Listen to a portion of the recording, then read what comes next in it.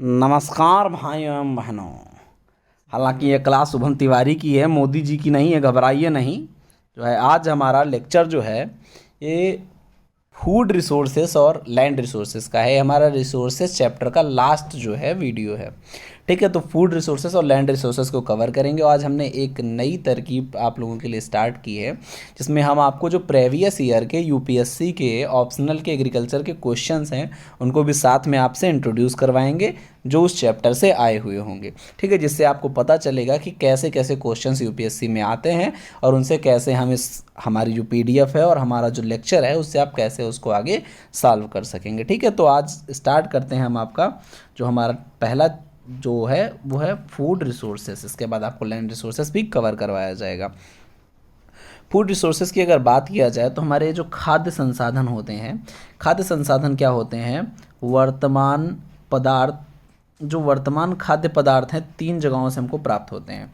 कहाँ कहाँ से प्राप्त होते हैं? पहला तो वेजिटेशन से प्राप्त होते हैं, दूसरा हमें कहाँ से प्राप्त होते हैं? एनिमल से, और तीसरा मिनरल से। 75% जो हमारा वेजिटेशन है वो हमारा कहाँ से हमको प्राप्त होता है? एग्रीकल्चर क्रॉपलैंड से प्राप्त होता है। ठीक है, अगर जीव जंतुओं की बात करें तो मीट है हमारा, ग्रेजिंग लाइव स्टॉक है, ये हमारा 17% इससे हमको प्राप्त होता है, और 7% हमारा फिशेस से प्राप्त होता है। ठीक है, तो लगभग हमारा कितना हो गया? ये हो गया लगभग 75, और ये हमारा हो गया 24। ठीक है, 75-24 हमारा लगभग हो जाएगा 99। ठीक है, हमारा 1% जो हमारा होगा ये मिनरल्स वगैरह है, जैसे नमक वगैरह है, सब इनसे प्राप्त होता है। तो ये हमारा क्या है? इससे हमारा टोटल फूड जो हमारा है वो बनता है। ठीक है, खाद्य पदार्थ यहाँ से हमको मिलते हैं। यूएसए की यूनिवर्सल इकोलॉजिकल फंड, यूएसए की एक संस्था है जिसका नाम है यूनिवर्सल इकोलॉजिकल फंड।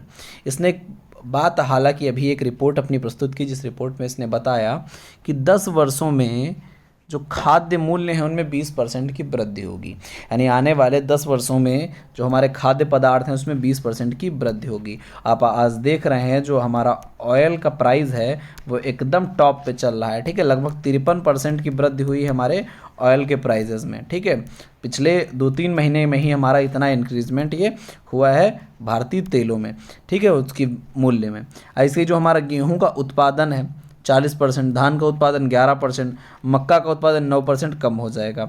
ठीक, मूल्य में 20% की वृद्धि हो जाएगी। गेहूं का उत्पादन 40%, धान का 11%, मक्का का 9% और सोयाबीन का 7% उत्पादन कम हो जाएगा। ठीक है, ये हमारी ये इतनी समस्याएं हमारी होंगी, ऐसा यूएसए के यूनिवर्सल इकोलॉजिकल फंड ने कहा है। वैश्विक स्तर की हमारी रिपोर्ट है, सिर्फ भारत की बात नहीं हो रही है। ठीक है, अगर बात किया जाए खाद्य समस्याओं के कारण क्या है, ये खाद्य समस्याओं क्यों खाद्य की समस्या आ रही है, इसका क्या कारण है? बढ़ती जनसंख्या। पहला कारण क्या है? हमारी पॉपुलेशन जो बढ़ती चली जा रही है। आज विश्व की जनसंख्या 613 करोड़ हो गई है। 2000 का सर्वे है, तब 613 करोड़ थी। आज तो हम लोग 700 के आसपास पहुंच गए हैं।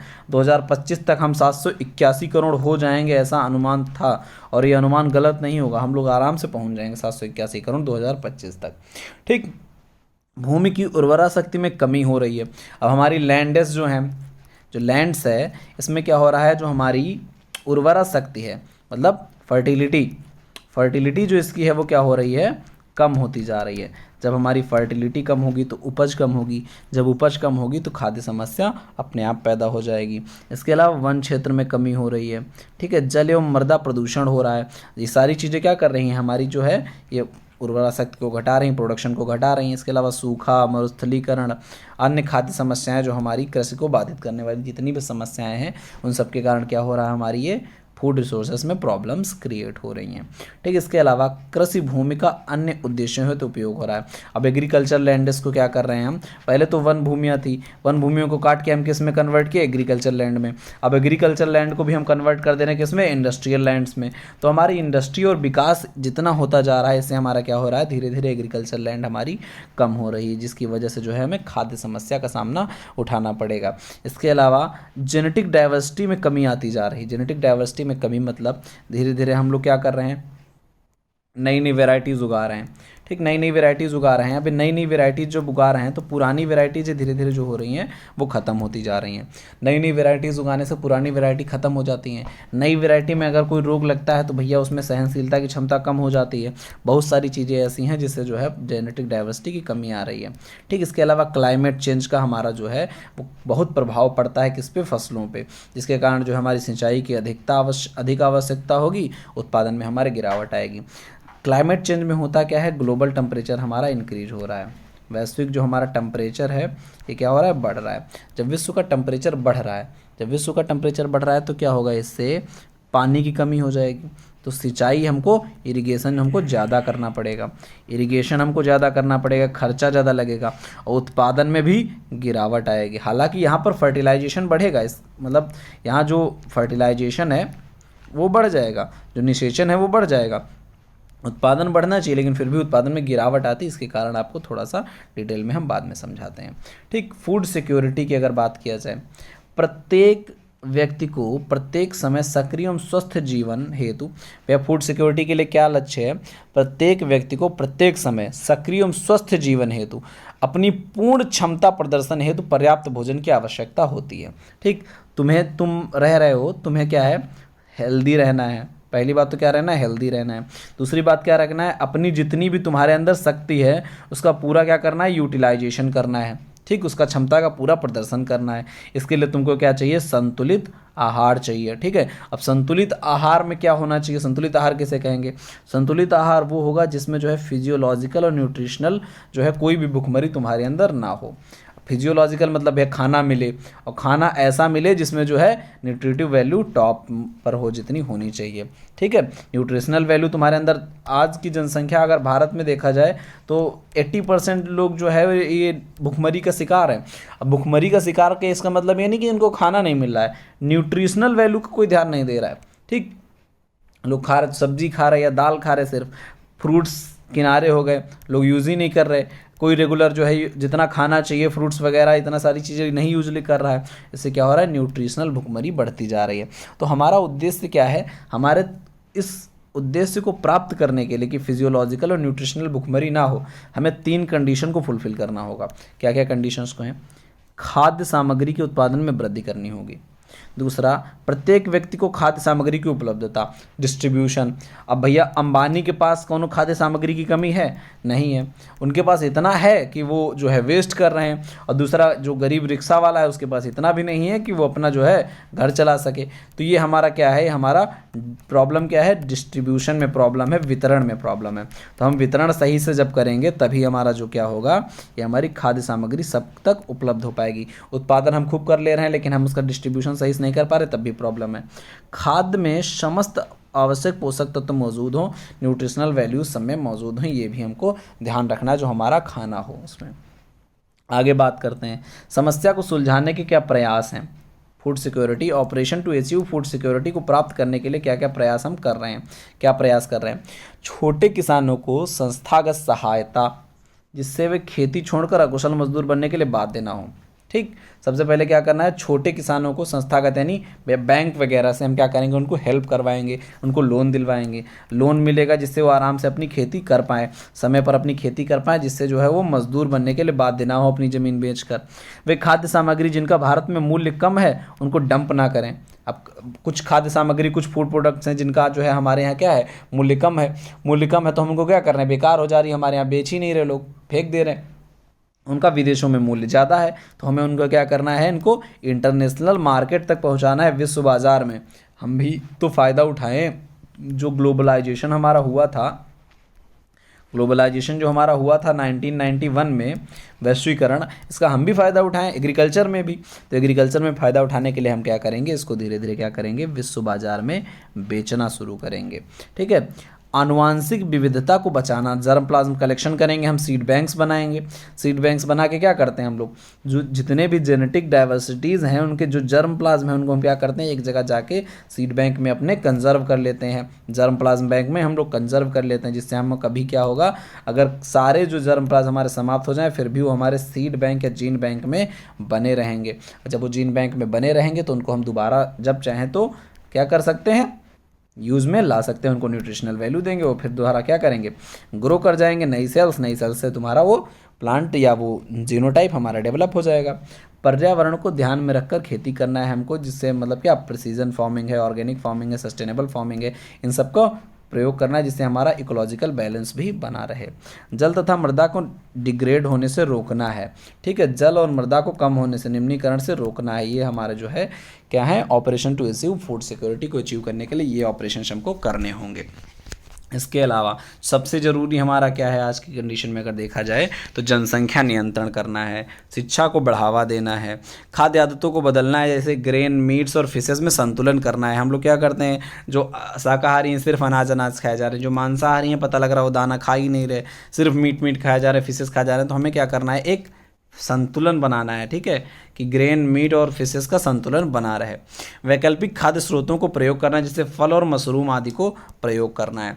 PFA एक्ट 1954 एंड 1972 यानी prevention of food adulteration act, ठीक है, prevention of food adulteration act कब आया था, 1954 में। उसके बाद 1972 में इसमें जो है संशोधन किए गए कुछ। अब उन्होंने क्या किया है, कुछ स्टैंडर्ड्स तैयार किए। क्या तैयार किए थे, स्टैंडर्ड्स। हर चीज़ के स्टैंडर्ड्स होते हैं। जैसे आप लोग दूध का पैकेट देखते हैं, जो हमारा टोन्ड मिल्क होता है, आपने नीला वाला पैकेट जो आता है अमूल में, वो होता है टोन्ड मिल्क। उसमें क्या होता है, 3.5% फैट आप लोग पढ़े होंगे, ठीक, और 8.5% SNF पढ़े होंगे, यानी सॉलिड नॉट फैट पढ़े होंगे। ऐसे आप जो रेड वाला पैकेट आता है उसमें आप पढ़े होंगे 6% फैट है और 9% क्या है, SNF है, ठीक। ये सब स्टैंडर्ड डिसाइड कौन करता है कि इतना होना चाहिए दूध में, तभी तो वो रखती हैं कंपनीज। तो ये डिसाइड करने का काम किसका है, PFA का है, prevention of food adulteration act का है, जिसके तहत जो है सारी ये खाद्य मानक, हर चीज़ के मानक तय किए जाते हैं कि किसमें कितना प्रोटीन, कितनी वसा, कितना सब होना चाहिए, न्यूट्रिशनल वैल्यूज़, जिससे हम क्या करेंगे, न्यूट्रिशनल हंगर से बच सकेंगे। इसका हमें ध्यान रखना है अपने खाने में, ठीक है। आगे बढ़ते हैं तो हमारा विश्व भुखमरी सूचकांक एक निकलता है, ग्लोबल हंगर इंडेक्स निकाली जाती है। कौन निकालता है, एक आयरलैंड की एक संस्था है, एजेंसी है, जिसका नाम है कंसर्न वर्ल्ड वाइड, ठीक है। कहाँ की है, आयरलैंड की कंसर्न वर्ल्ड वाइड। दूसरी जर्मनी की एक संगठन है जिसका नाम है वेल्ट हंगर हेल्फे, वेल्ट हंगर हेल्फे। तो वेल्ट एक कंसर्न वर्ल्ड वाइड और वेल्ट हंगर हेल्फे जो हमारी है, ये हमारी दो मिल के निकालती क्या हैं, ग्लोबल हंगर इंडेक्स, GHI निकालती हैं। GHI में भारत की कंडीशन आप अगर देखेंगे तो आपको बहुत शर्म आएगी। 2020 में 107 देशों में हम 94वें नंबर पे रहे हैं, 94 आउट ऑफ 107, ये हमारा करंट डाटा है। 94 नंबर पे रहे 107 में। 2019 अगर पिछले साल की बात करें तो 102वें पे थे 117 देशों में से, 10 देश कम हो गए, तो हम लोग जो है थोड़ा सा अपना स्थान घटा लिए हैं, ठीक। इसके अलावा 2018 में 103वें स्थान पर थे। भारत भुखमरी सूचकांक में 27.2 स्कोर के साथ सीरियस श्रेणी में, गंभीर भुखमरी में हम लोग जी रहे हैं, ठीक है। जो हमारा हंगर इंडेक्स में हम क्या है, सीरियस कंडीशन में है, गंभीर देशों में आते हैं। गौरतलब है कि भारत ने 2022 तक जो है कुपोषण मुक्त भारत के लिए हम लोग एक कार्य योजना स्टार्ट किए थे। मोदी जी कुपोषण मुक्त भारत योजना चलाए थे, कहते 2022 तक हम कुपोषण मुक्त हो जाएंगे। अब अगर ये 2020 वाली रिपोर्ट देखा जाए तो हमारे लिए चिंता का विषय है कि भैया हमको तो नहीं लग रहा कुपोषण मुक्त भारत ये 2022 तक कर लेंगे, ठीक है। तो इसको ध्यान में रखते हुए, जो हमारी रिपोर्ट है इसको ध्यान में रखते हुए हमें उसमें और सुधार करने, जो कुपोषण मुक्त भारत है इसमें और सुधार करने की आवश्यकता महसूस हो रही है, ठीक है। इसके बाद हमारा ये UPSC का क्वेश्चन आपके सामने 2012 का, जिसके बारे में हमने आपसे बताया था। What do you understand by the degraded land, आप क्या समझते हैं जो हमारा मृदा निम्नीकरण से, मृदा निम्नीकृत मृदा से आप क्या समझते हैं। Discuss the strategies for the rehabilitation of the such land, ऐसी मृदाओं को सुधारने के लिए आप क्या करेंगे। ये आपका जो है क्वेश्चन है जो UPSC में 2012 में आया था। अब डिस्कस करते हैं हम लैंड रिसोर्सेज के बारे में। जितना भी लैंड रिसोर्सेज के बारे में आपका पूरा सिलेबस है, पूरा हम एक बार में कवर करवा देंगे। ये क्वेश्चन आप आराम से हमारा लेक्चर खत्म करने के बाद आराम से लिख सकते हैं आज, और लिख कर हमें आप चाहे टेलीग्राम पे और या फिर व्हाट्सएप पे सेंड कर सकते हैं, ठीक है, आंसर राइटिंग में। लैंड रिसोर्सेज की अगर बात किया जाए तो लैंड रिसोर्सेज हमारा क्या होता है, भूमि संसाधन।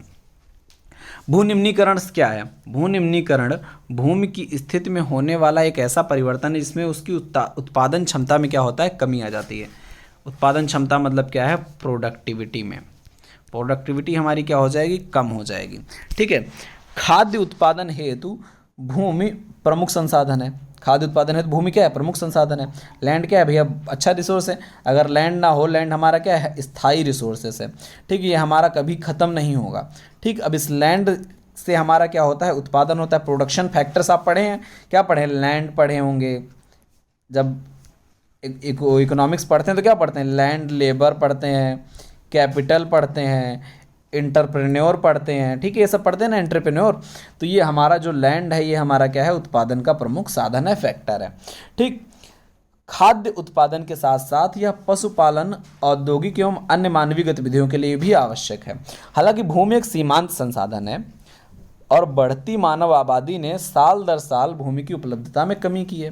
अब मानव आबादी जब बढ़ती जा रही है, आबादी बढ़ेगी तो हम क्या करेंगे, घर बनाएंगे पहली बात तो। इसके अलावा और इंडस्ट्रीज़ वगैरह लगाते चले जाएंगे।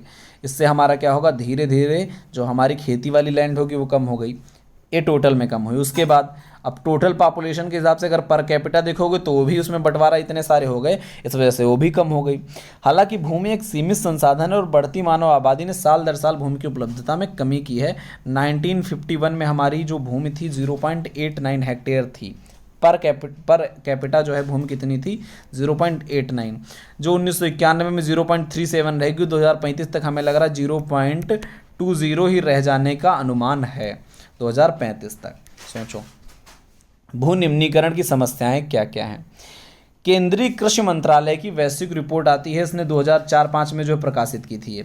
ठीक, 2004-05 में जब प्रकाशित हुई थी तो इसने बताया कि देश के 3,290 लाख हेक्टेयर, मतलब लगभग 329 मिलियन हेक्टेयर, ये हमारा क्या है, टोटल हमारा जो है जियोग्राफिकल एरिया है। ठीक, टोटल भौगोलिक क्षेत्र है एग्रीकल्चर का। ठीक, इसमें जो है 173 MHA जो है, यानी 173 मिलियन हेक्टेयर जो हमारा है, ये हमारा क्या है, भूमि निम्नीकरण से प्रभावित है, यानी लैंड डिग्रेडेशन से प्रभावित है। ठीक, भू निम्नीकरण के पहलुओं को विवेचन इस प्रकार है। कुप्रबंधन द्वारा उर्वरकता पक्ष है। हम लोग क्या करते हैं, हाई फर्टिलाइजर यूज करते हैं, पेस्टिसाइड का बहुत सारा यूज करते हैं, जिससे हमारा क्या होता है, ये हमारा क्या है, ये हमारा क्या है, मिसमैनेजमेंट है। और मिसमैनेजमेंट से क्या होता है, हमारे जो फर्टिलिटी है सॉइल की वो कम होती चली जा रही है। अब वैज्ञानिक कृषि हम लोग कर रहे हैं, मतलब नॉन साइंटिफिक एग्रीकल्चर हम लोग अपना रहे हैं, जिसकी वजह से धीरे धीरे कम होता जा रहा है। सॉइल पोल्यूशन की वजह से, सॉइल इरोजन की वजह से हमारा क्या हो रहा है, सॉइल इरोजन की वजह से जल और वायु द्वारा 80 मिलियन हेक्टेयर जो हमारा है क्या हो रहा है, सॉइल, जल और वायु द्वारा मृदा अपरदन हो जा रहा है। मृदा अपरदन आप लोग पढ़े हैं, सॉइल में वायु से आप लोग पढ़े होंगे। कौन कौन से प्रकार होते हैं, साल्टेशन पढ़े होंगे आप लोग, सस्पेंशन पढ़े होंगे आप लोग, और सरफेस क्रीप पढ़े होंगे। 3 प्रकार होते हैं हमारे किसके, जो हमारे वायु द्वारा इरोजन होते हैं उनके। इसके अलावा जल द्वारा आप लोग पढ़े होंगे, क्या सबसे पहले पढ़े होंगे आप लोग, स्प्लैश इरोजन। क्या पढ़े होंगे, स्प्लैश इरोजन। ठीक, जब बूंद गिरती है, टपकती है, जब बारिश होती है, बूंद गिरती है, तो हमारे मिट्टी के कण क्या होते हैं, उछल के दूसरी जगह चले जाते हैं, इसी को बोलते हैं स्प्लैश इरोजन। इसके अलावा आप लोग पढ़े होंगे क्या, रील इरोजन। रील इरोजन मतलब पतली पतली लाइनें बन जाती हैं बारिश के बाद में खेतों में या मृदा पर, इसे बोलते हैं रील इरोजन। और दूसरा होता है सबसे बड़ा जो होता है हमारा गली इरोजन। पहले बड़े बड़े गड्ढे बन जाते हैं गली में, मतलब पूरी पूरी गली बन जाती है, पूरे बड़े गड्ढे बन जाते हैं बड़े बड़े, जिसे हम बोलते हैं गली इरोजन। इन सबसे हमारा 80 मिलियन हेक्टेयर मृदा क्या हो जाती है, अपरदन के खतरे में आती है। 43 मिलियन हेक्टेयर जो है वास्तविक रूप से अपरदित हो गई है। सोचिए 43 मिलियन हेक्टेयर, यानी लगभग 329 में से 43 मिलियन हेक्टेयर क्या है, हमारी मृदा अपरदित है। इसके अलावा क्षारीयता एवं लवणीयता। जब देखो बारिश बहुत ज़्यादा होती है, सबसे पहले क्या होगा, बादल बनेंगे तो बारिश होगी। अब बारिश का पानी ये सतह पर क्या होगा, जमा हो जाएगा। अब बारिश का पानी पूरा मान लो सतह पर जमा हो गया, इसमें क्या पाए जाएंगे, बहुत सारे पाए जाते हैं, क्या हमारे साल्ट्स पाए जाते हैं। इन साल्ट्स में क्या क्या होता है, साल्ट्स में होता है हमारा क्या, सोडियम होता है, मैग्नीशियम होता है, कॉपर होता है। ठीक, ये सब भी हमारे साथ पानी में जमा है। अब क्या होगा, गर्मी बढ़ेगी, सूरज भगवान अपना प्रकोप दिखाएंगे तो ये सूर्य की किरणें जब तेज़ी से यहाँ आएंगी, जब गर्मी बढ़ेगी तो यहाँ पर क्या स्टार्ट हो जाएगा, इवेपोरेशन स्टार्ट हो जाएगा, वाष्पीकरण स्टार्ट हो जाएगा। इवेपोरेशन जब स्टार्ट हो जाएगा तो पानी तो उड़ के चला जाएगा वापस, और पानी ऊपर उड़ के वापस चला जाएगा और ज़मीन पे हमारे क्या रह जाएंगे, यही लवण रह जाएंगे। इसी को हम बोलते हैं क्या, लवणीकरण बोलते हैं, साल्टेशन बोलते हैं, ठीक है, सैलिनेटेशन बोलते हैं, ठीक है, बहुत सारी चीज़ें इसे बोलते हैं इनको। तो ये हमारा लवणीकरण इससे हो जाएगा, इससे हमारी मृदा क्या हो जाती है, लवणी हो जाती है। लगभग 6 मिलियन हेक्टेयर क्षेत्र लवणता से ग्रस्त है भारत में। जल क्रांति क्या है, जल स्तर संतृप्त हो जाता है। मान लो पानी जो है बरसा, तो पानी बरसा तो जितना भी सोख लेगा ये पानी नीचे, ये तो हमारा क्या हो गया, जल स्तर कभी ना कभी तो संतृप्त हो जाएगा ना, सेचुरेट हो जाएगा कि अब पानी अंदर नहीं जा सकता, अब जितना पानी होगा ऊपर भरा रहेगा, संतृप्त हो गया। इसके बाद जिसे जल क्रांति की समस्या उत्पन्न हो जाती है, यानी जल ऊपर भरा रह जाता, जो ये जमीन के ऊपर जो जल भरा रह जाता है, इसे क्या बोलते हैं, जल क्रांति। इसी कारण भी क्षारीयता और लवणीयता की समस्या को बढ़ावा देता है। इसके अलावा सूखा और बाढ़, मरुस्थलीकरण, ये सब भी जो है नुकसान है किसके, भूनिम्नीकरण के। मरुस्थलीकरण के लिए वैश्विक स्तर पर भैया क्या हो रहा है, यूएनसीसीडी बनाया गया, यूनाइटेड नेशन कॉम्बैट डिजर्टिफिकेशन पे एक लॉ बनाया गया, कन्वेंशन बनाया गया, United nation convention on combat desertification 1992 में बनाया गया था। ये पृथ्वी सम्मेलन के टाइम पर जब हमारा यूएनएफसीसी बनाया गया था क्लाइमेट चेंज के लिए, ठीक। भूमि निम्नीकरण को रोकने के उपाय क्या क्या हैं, ये हमारा जो आया हुआ क्वेश्चन जहाँ से आपको हल करना है। सबसे पहले आपको लिखना क्या है, भूनिम्नीकरण कहते हैं किसे हैं, तो शॉर्ट फॉर्म में हमने आपको एक परिभाषा दे दी, इसके बाद आप डिटेल इसकी बढ़ा सकते हैं जैसे चाहें, ये सारी चीज़ें उसमें डाल सकते हैं आप पहले में। दूसरी बात आपको क्या क्वेश्चन में आया था 2012 में, भूनिम्नीकरण को रोकने के उपाय क्या क्या हो सकते हैं, जिनको आप डिटेल में ऐसे लिख सकते हैं। देश के लगभग 173 मिलियन हेक्टेयर क्षेत्र को संरक्षण की आवश्यकता है। प्राकृतिक उर्वरता के पतन को निम्न उपायों द्वारा रोका जा सकता है। पहला, रासायनिक उर्वरकों का हम लोग क्या करें, जो देखो कारण बताए थे उन्हीं को कंट्रोल कर लो। रासायनिक उर्वरकों का सीमित प्रयोग करो, उन्नत कृषि का प्रयोग करो, मतलब साइंटिफिक एग्रीकल्चर का प्रयोग करो। उच्च एवं तीव्र ढाल वाली जुताई से बचना, ठीक, जब उच्च एवं तीव्र ढाल वाली जुताई से हमको बचना है, कंटूर कल्टीवेशन करना है, ठीक है। इसके अलावा हम क्या करेंगे, कवर क्रॉप्स उगाएंगे। कवर क्रॉप्स क्या होती हैं, संरक्षित फसलें।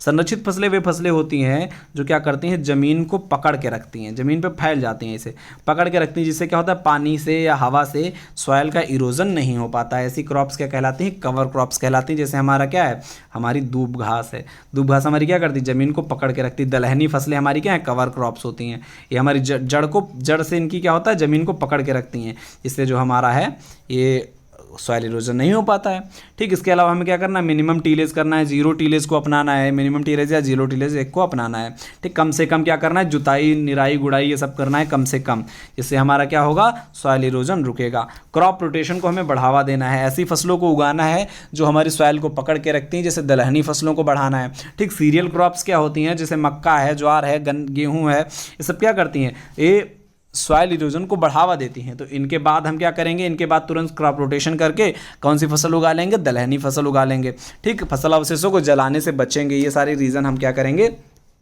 इनसे हम काम चलाएंगे, ठीक। इसके अलावा हमारा क्या है, हाँ, इसके अलावा हमारा जम्मू कश्मीर, हिमाचल प्रदेश, राजस्थान, कर्नाटक में अति चारागाह को रोकना। हम लोग क्या करते हैं, ओवर ग्रेजिंग कर रहे हैं, तो ओवर ग्रेजिंग को हमें कम करना है, ठीक है। आज के लिए बस इतना ही। आप इस क्वेश्चन को लिखिए और हमें व्हाट्सएप पे आप भेजिए, हम आपको जो ये PDF है आपको व्हाट्सएप और टेलीग्राम दोनों पर पहुंचा देंगे, जिसका लिंक आपको आपके डिस्क्रिप्शन में मिल जाएगा। चैनल को लाइक, शेयर और सब्सक्राइब कर दें फटाफट।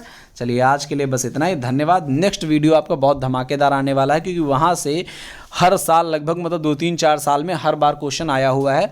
इतनी बार वो क्वेश्चन आया हुआ है, सारे क्वेश्चन जिस दिन टर्मिनोलॉजी से जैसे जैसे क्वेश्चन आए हैं, सारे क्वेश्चंस आपके सामने होंगे और उनको एकदम डिटेल में आपके सामने समझाया जाएगा, जिससे आप सारे क्वेश्चन कम से कम पिछले 10 साल में जितने भी इकोलॉजी से क्वेश्चन आए हैं वो सारे आपके सॉल्व हो जाएंगे मेरे नोट्स से, ठीक है। अब तक के लिए धन्यवाद, शुभ रात्रि।